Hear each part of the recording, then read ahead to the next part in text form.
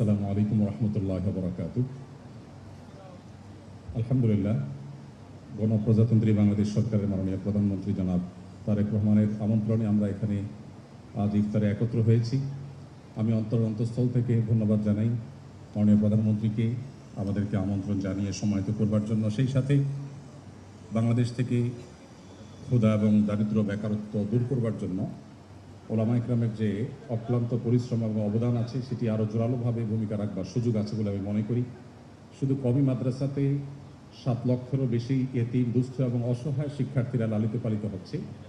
এই ছেলেগুলো, এই বাচ্চাগুলো যদি কওমি মাদ্রাসার পরিপূর্ণ তত্ত্বাবধানে লালিত পালিত না হতো, তাহলে বাংলাদেশে আজ যে সমস্ত কিশোর গ্যাং সহ যে সমস্ত সমস্যা এবং ক্রাইসিসগুলো আমরা দেখতে পাচ্ছি, এগুলো কতটা প্রকট আকার ধারণ করতে পারতো সেটা বলার অপেক্ষা রাখে না।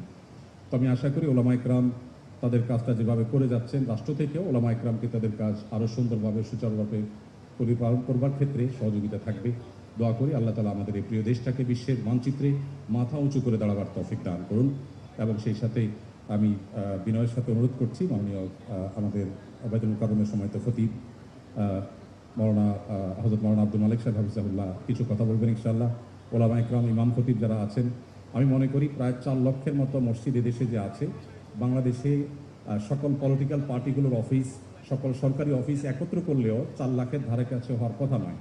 এই 3 লক্ষের থেকে 4 লক্ষের মাঝামাঝি যে বিশাল অঙ্কের মসজিদগুলো আছে, এগুলো শিরা উপশিরার মতো দেশের সমতলে, পাহাড়ে সব জায়গায় ছড়িয়ে আছে। এই মসজিদগুলোর ইমামদেরকে যদি সঠিকভাবে রাষ্ট্রে ব্যবহার করা হয়, আমার মনে হয় রাষ্ট্রের চেহারা বদলাবার জন্য খুব বেশি কিছুর প্রয়োজন হবে না। দোয়া করি আবারও আল্লাহ রাষ্ট্রকে বিশ্বের মানচিত্রে মাথা উঁচু করে দাঁড়াবার তৌফিক দান করুন। ধন্যবাদ সবাই।